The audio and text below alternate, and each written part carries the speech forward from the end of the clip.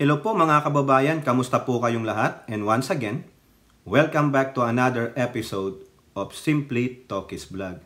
Pag-usapan natin mga kababayan, ito pong si Risa Hontiveros at ang Pangulong Marcos, no? Kasi po actually meron pa pong sinasabi ang butihing senadora na siyang tumindig, no? Siya ang nag-iisang alpha female during that Senate hearing on war on drugs, no, sa komite ni Coco Pimentel, yung subcommittee ng Blue Ribbon Committee.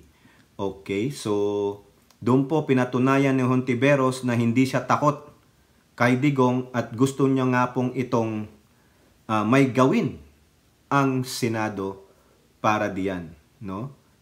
Kaso po mga kababayan, meron ding gustong gawin dito ang anong pangalan nito?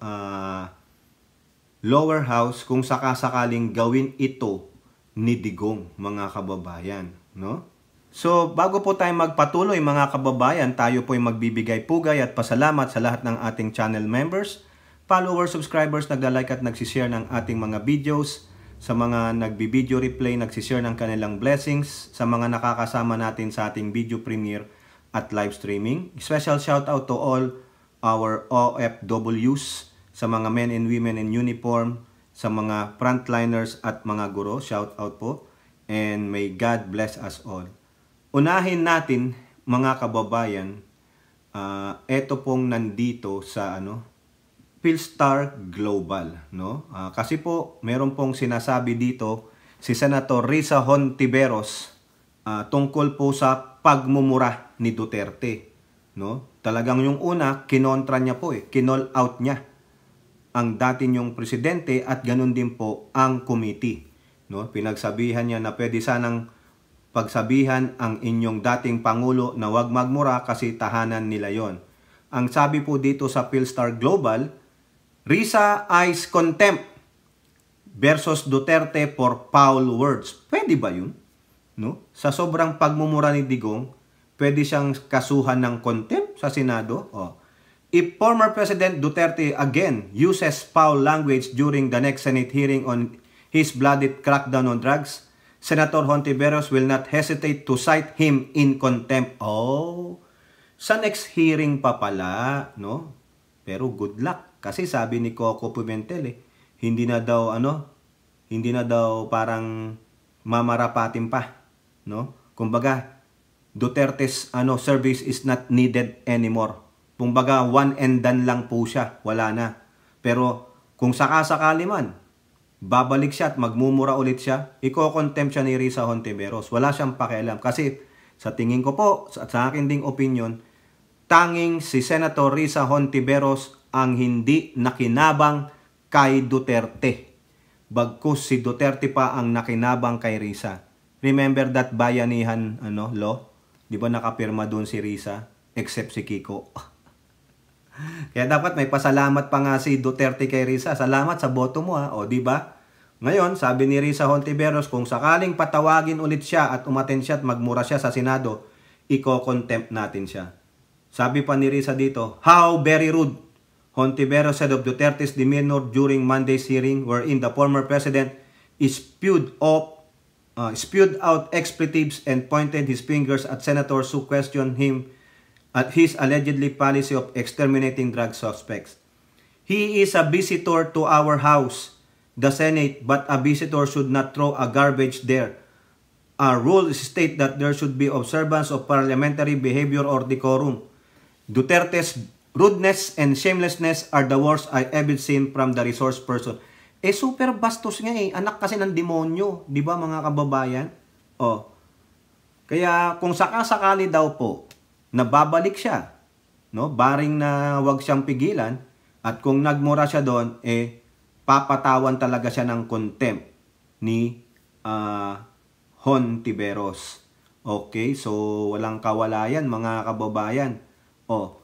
Ang tanong naman, dyan naman po sa Quadcom, sa lower house, kung sakaling pinapatawag nila si Digong at kung sakaling aaten si Digong at nagmumura doon, anong gagawin? Di ba? Anong sabi ng Quadcom? No contempt at Quad.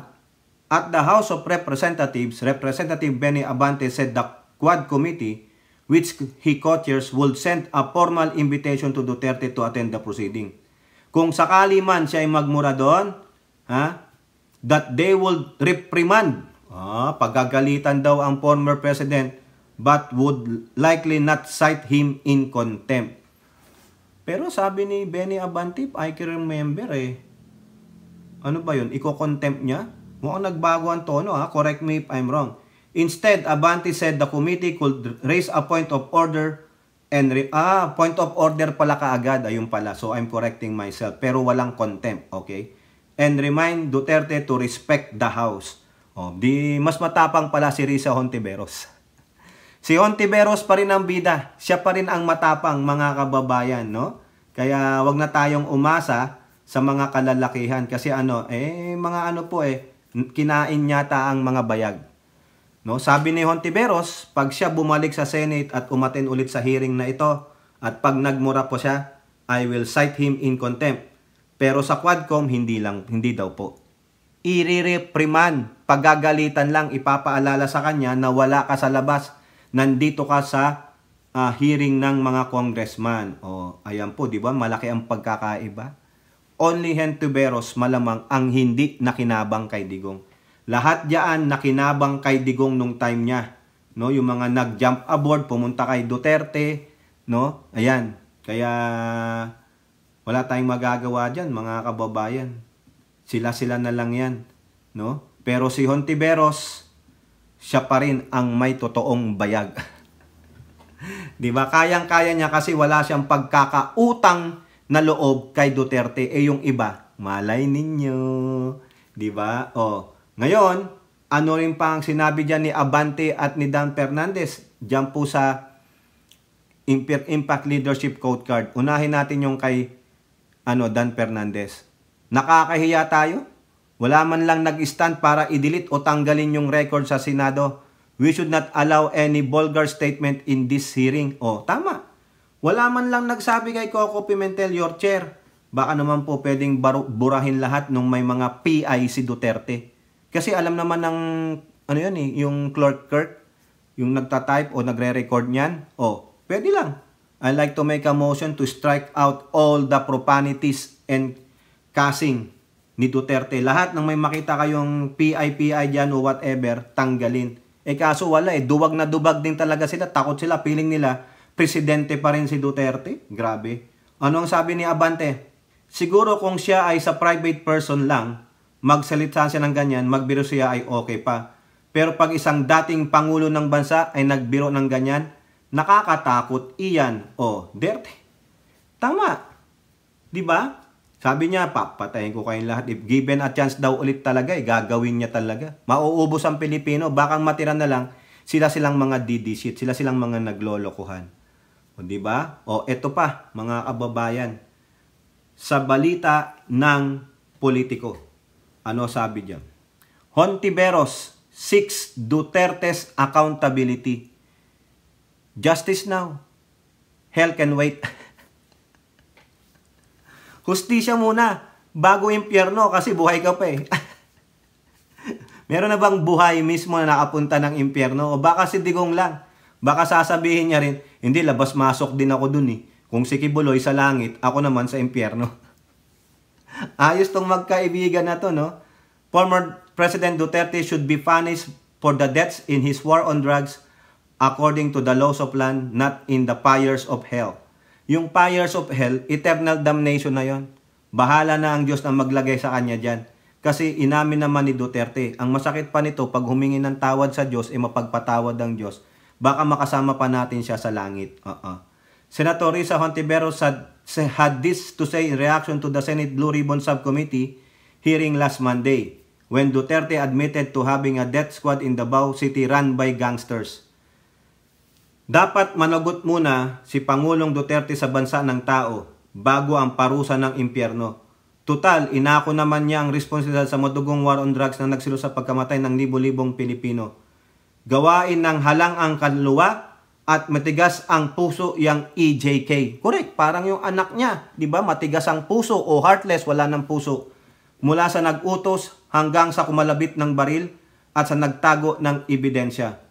Kung sino pa ang abogado, siya pang hindi marunong, ang hindi makaintindi. O tama, correct naman. Hustisya at reforma ang hanap natin sa mga hearings, hindi paghihiganti. O, correct. Tama po sila, no? Kasi sabi ni Duterte, hintayin ko sila sa impyerno. Sabi ni hindi po ako magpunta doon, dihilahin kita, o di ba? Kahangalan lang mga kababayan, kabastusan ni Digong. Talagang bastos talaga tong si Digong, no? Nakakahiya po mga kababayan. Yung nakakagalit na walang pakialam si Duterte sa buhay ng tao. Di po ba? Managot kayo. Unahin ninyo, tama po si Hintiveros. Managot kayo sa batas muna ng tao. Now, kung kukunin na kayo ni San Pedro, doon naman kayo humarap sa batas ng Diyos. Okay? Kayo po, mga kababayan, ano pong masasabi ninyo? Comment down below and don't forget to like and share. Hope to see you in our next videos. Bye-bye. God bless.